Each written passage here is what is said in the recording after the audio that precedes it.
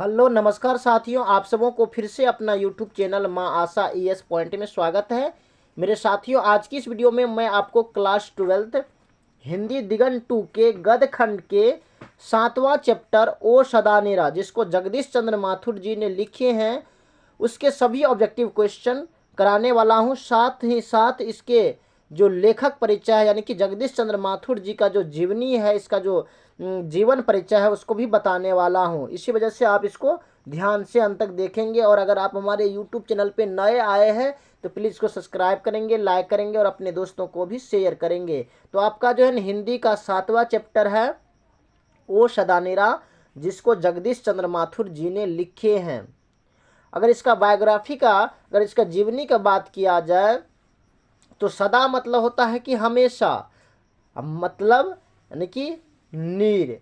नीर मतलब क्या होता है? जल। सदा नीर यानी कि हमेशा जल। यह निबंध लेखक ने गंडक नदी और उसके आसपास के क्षेत्र को केंद्र मान करके लिखा। यानी कि ये सदा नीरा जो है ना, यह निबंध है। एक क्या है? एक निबंध है। और इसको जो है ना, एक नदी है जिसका नाम है गंडक नदी, उसके आसपास के क्षेत्रों को केंद्र मान करके, यानी कि उस पर एक टिप्पणी किया गया है कि इस नदी के चारों ओर ऐसा है, ये है, वो है, इस टाइप से दिया गया है। तो इन्होंने गंडक नदी को केंद्र माने हैं। इसका अगर बात किया इसके जन्म का, तो 16 जुलाई 1917 ईस्वी में जगदीश चंद्र माथुर जी का जन्म हुआ था। किसका? जगदीश चंद्र माथुर जी का जन्म हुआ था। उसके बाद कौन? स्थान का नाम। और इसका मृत्यु हो गया था 14 मई 1978 ईस्वी में। इसका जन्म हुआ था 16 जुलाई 1917 और इसका मृत्यु हुआ था 14 मई 1978 ईस्वी में। इसका जन्म स्थान है बुलंदशहर, जिला जहानापुर, शाहजहांपुर, उत्तर प्रदेश। शाहजहांपुर जो उत्तर प्रदेश में है, वहां पे इसका जन्म हुआ था। और यह एक क्या है? निबंध है। और ये लेखक का जो कर्म क्षेत्र था वो था नाटककार एवं लेखक। ये दोनों नाटक भी करते थे और लेखक भी थे। कार्य 1944 में बिहार के वैशाली महोत्सव का बीजारोपण। ऑल इंडिया रेडियो में महानिर्देशक, सूचना और प्रसारण मंत्रालय में हिंदी सलाहकार भी रहे हैं। शिक्षा की जहाँ तक बात किया जाए, MA अंग्रेजी में किया। उसके बाद प्रयाग विश्वविद्यालय में 1941 ईस्वी में ICS परीक्षा उत्तीर्ण। क्या है? प्रशिक्षण के लिए अमेरिका गए। बिहार के शिक्षा सचिव हुए इन्होंने। ये जो है ना, बिहार के शिक्षा सचिव भी हुए। सम्मान की बात जहाँ तक किया जाए तो विद्या वारिधि की उपाधि, कालिदास अवार्ड और बिहार राज्यसभा पुरस्कार, ये सभी सम्मान इसको दिया गया है। मुख्य कृतियाँ की बात किया जाए तो मेरी बांसुरी, भोर का तारा, ये सब कृति इन्होंने लिखे हैं। ओ मेरे सपने, कोणार्क, बंदी सादरिया, पहला राजा, दशरथ नंदन, कुंवर सिंह की टीक, गगन सवारी, ये सब इन्होंने लिखे हैं। यह निबंध उनकी पुस्तक बोलते क्षण से प्रस्तुत किया गया। यानी कि ओ सदानेरा उसका एक पुस्तक है जिसका नाम है बोलते क्षण से लिया गया है। वे उन साहित्यकारों में से, यानी कि जगदीश चंद्र माथुर जी, वे उन साहित्यकारों में से एक थे जिन्होंने आकाशवाणी में काम करते हुए हिंदी की लोकप्रियता के विकास में महत्वपूर्ण योगदान किया। रंगमंच के निर्माण, निर्देशन, अभिनय, संकेत आदि के संबंध में इनको विशेष सफलता मिली है। परिवर्तन और राष्ट्र निर्माण के ऐसे ऐतिहासिक समय में Jagdish Chandra Mathur ICS all India radio के डायरेक्टर जनरल थे। उन्होंने ही AIR का नामकरण आकाशवाणी किया था। टेलीविज़न उन्हीं के ज़माने में वर्ष 1959 में शुरू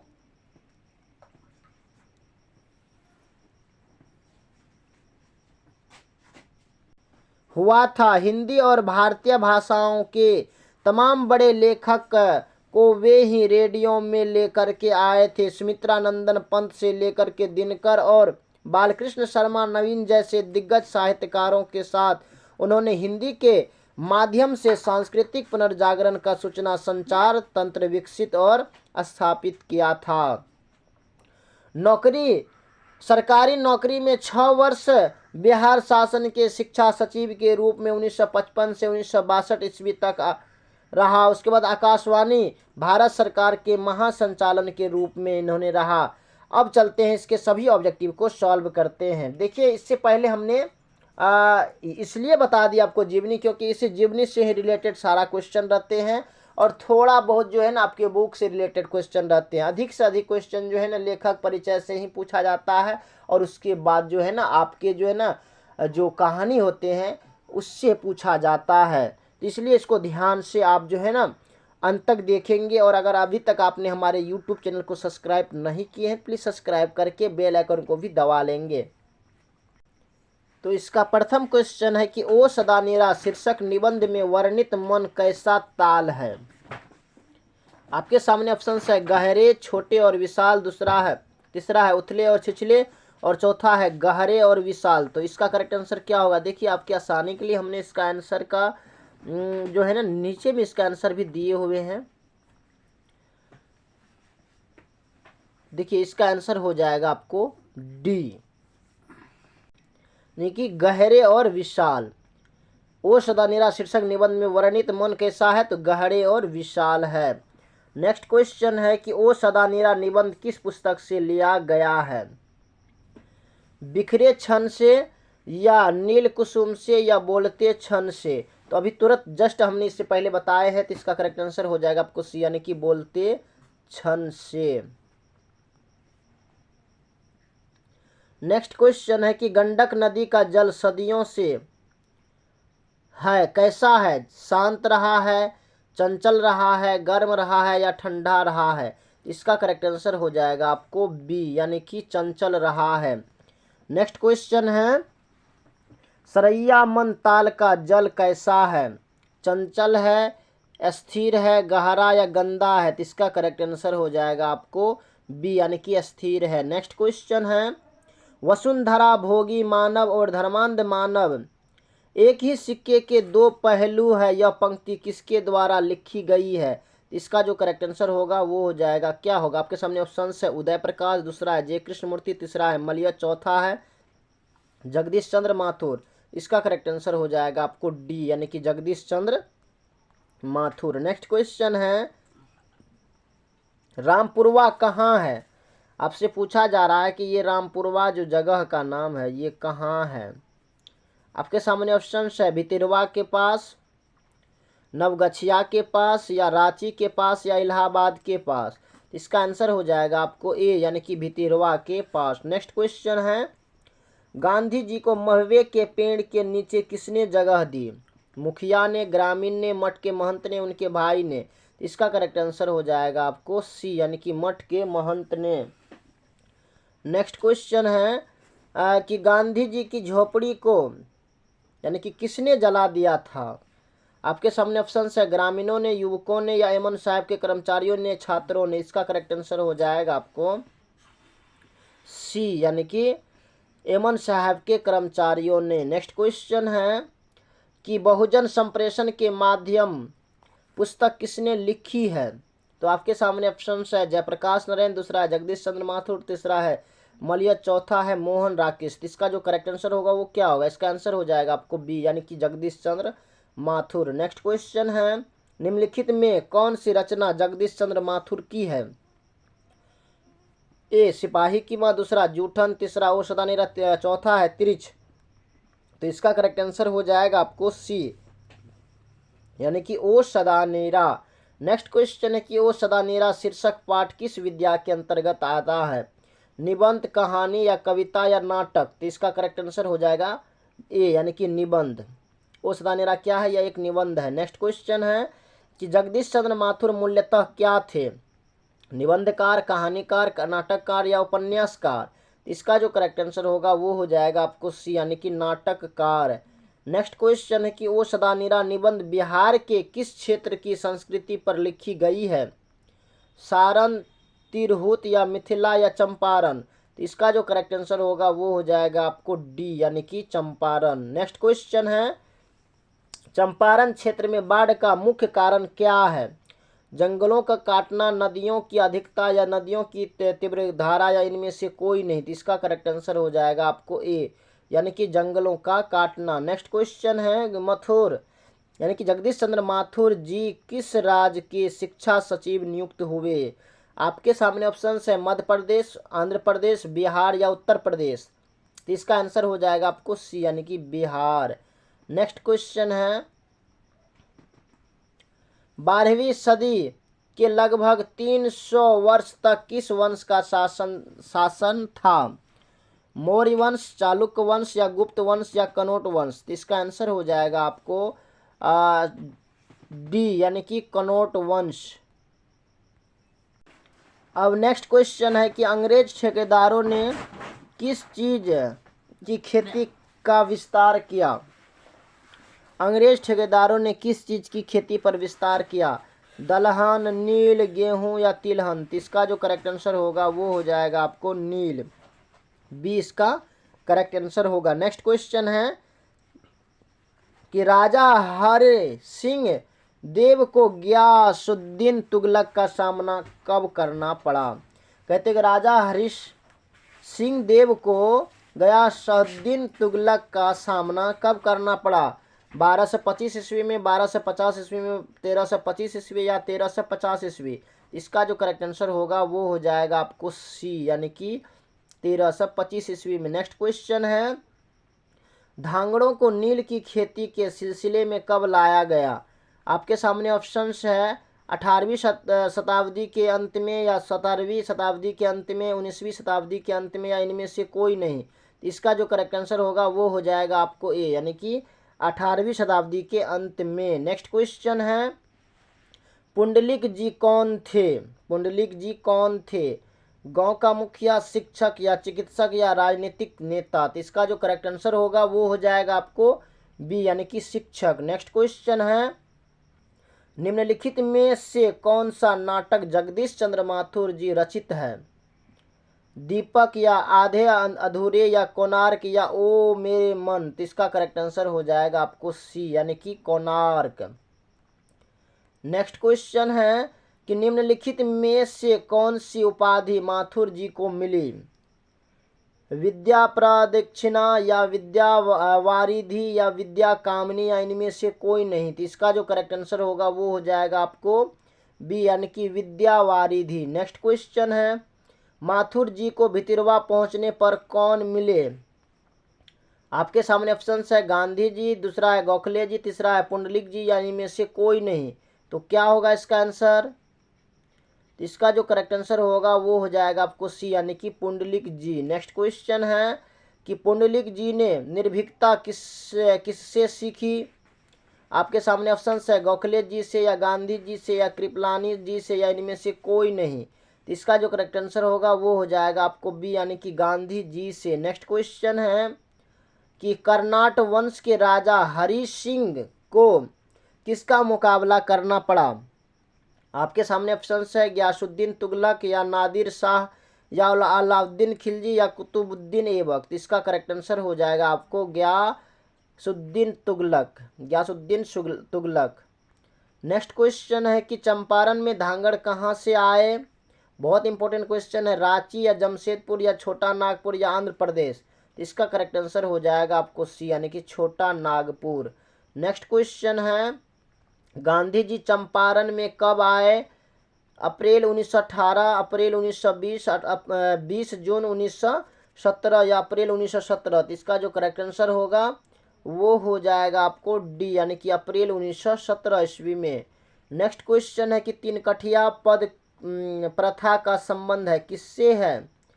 इक से या तंबाकू से या मसाला से या नील से। तो इसका जो करेक्ट आंसर होगा वो हो जाएगा आपको डी, यानी कि नील से। तीन कठिया पद्धति नील से संबंधित है। अब पंडई नदी कहाँ तक जाती है?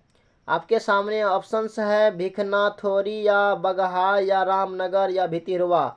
इसका जो करेक्ट आंसर होगा वो हो जाएगा आपको ए, यानी कि भिखनाथोरी। नेक्स्ट क्वेश्चन है कि ब्राज कहाँ पर बन रहा था? बेलगांव या भितिरवा में या अमोलवा में या भैंसाटोलन में। तो इसका करेक्ट आंसर हो जाएगा आपको डी यानी कि भैंसालोटन में। नेक्स्ट क्वेश्चन है आम्रपाली यानी कि अम्बपाली ने तथागत को क्या सौंपा था। आपके सामने ऑप्शंस है कदली वन या आम्रवन या 10,000 स्वर्ण मुद्राएं या अपना भवन। इसका जो करेक्ट आंसर होगा वो हो जाएगा आपको बी यानी कि आम्रवन। नेक्स्ट क्वेश्चन है मठ के महंत ने गांधी जी को कहाँ शरण दी। एक जामुन के पेड़ के नीचे या अपने मठ में या एक झोपड़ी में या एक महुए के पेड़ के नीचे। इसका करेक्ट आंसर हो जाएगा आपको एक महुए के पेड़ के नीचे। डी इसका करेक्ट आंसर होगा। नेक्स्ट क्वेश्चन है कि जगदीश चंद्र माथुर का जन्म हुआ था, कब हुआ था। बहुत इंपॉर्टेंट क्वेश्चन है। 16 जुलाई 1917, 16 जुलाई 1918, 17 अगस्त 1917 को या 20 सितंबर 1917 को। इसका जो करेक्ट आंसर होगा वो हो जाएगा आपको ए यानी कि 16 जुलाई 1917 को। नेक्स्ट क्वेश्चन है कि वैशाली महोत्सव का बीजारोपण किया, किसने किया। अज्ञे ने या जगदीश चंद्र माथुर ने या श्री कृष्ण सिंह ने या अशोक वाजपेयी ने। इसका जो करेक्ट आंसर होगा वो हो जाएगा आपको बी यानी कि जगदीश चंद्र माथुर जी। नेक्स्ट क्वेश्चन है कि कौन सी कृति माथुर जी की नहीं है। इनमें से कौन सी कृति माथुर जी की नहीं है। तो इसका होगा रेशमी टाई। ये जो है ना ये इन्होंने नहीं लिखे हैं। सी इसका करेक्ट आंसर होगा। नेक्स्ट क्वेश्चन है कौन सी कृति माथुर जी की है। कहते कि कौन सी कृति माथुर जी की है। जानवर और जानवर कहानी, नई कहानी या यायावर रहेगा या भोर का तारा। तो इसका जो करेक्ट आंसर होगा वो हो जाएगा आपको भोर का तारा। नेक्स्ट क्वेश्चन है बोलते क्षण किस साहित्यिक विद्या की कृति है। निबंध की या कहानी या संस्मरण या आलोचना। तो इसका जो करेक्ट आंसर होगा ये हो जाएगा आपको ए यानी कि निबंध है। बोलते क्षण किस साहित्य की विद्या की कृति है। तो निबंध की है। नेक्स्ट क्वेश्चन है कि ओ सदा नीरा किसको निमित्त बना करके लिखा गया है। गंगा को, गंडक को, यमुना को या महानदी को। तो इसका जो करेक्ट आंसर होगा वो हो जाएगा आपको बी यानी कि गंडक को निमित्त बना करके लिखा गया है। नेक्स्ट क्वेश्चन है कि थारन शब्द किस शब्द से विकसित है। तो क्या होगा थल या थार या स्थल या स्थान। इसका जो करेक्ट आंसर होगा वो हो जाएगा आपको बी यानी कि थार से। नेक्स्ट क्वेश्चन है कि बिहार के सुप्रसिद्ध सांस्कृतिक उत्सव वैशाली महोत्सव का बीजारोपण किसने किया। तो आपके सामने ऑप्शंस है जॉर्ज ग्रिटियर्सन ने, सच्चिदानंद सिन्हा ने या जगदीश चंद्र माथुर ने या डॉक्टर राजेंद्र प्रसाद ने। इसका जो करेक्ट आंसर होगा वो हो जाएगा आपको सी यानी कि जगदीश चंद्र माथुर जी ने। तो मेरे साथियों इस चैप्टर में जितने भी ऑब्जेक्टिव क्वेश्चन थे हमने बताए हैं। और नेक्स्ट क्वेश्चन है कि ओ मेरे सपने क्या है। उपन्यास है या कहानी है या काव्य खंड है या नाटक है। तो इसका जो करेक्ट आंसर होगा वो हो जाएगा आपको डी यानी कि यह क्या एक नाटक है। ओ मेरे सपने क्या है। ओ मेरे सपने क्या है, यह एक नाटक है। नेक्स्ट क्वेश्चन है कि गौतम बुद्ध का आविर्भाव कब हुआ था। आपके सामने ऑप्शंस है 2000 वर्ष पहले या 2500 वर्ष पहले या 3000 वर्ष पहले या 5000 वर्ष पहले। तो इसका जो करेक्ट आंसर होगा वो हो जाएगा आपको बी यानी कि 2500 वर्ष पहले।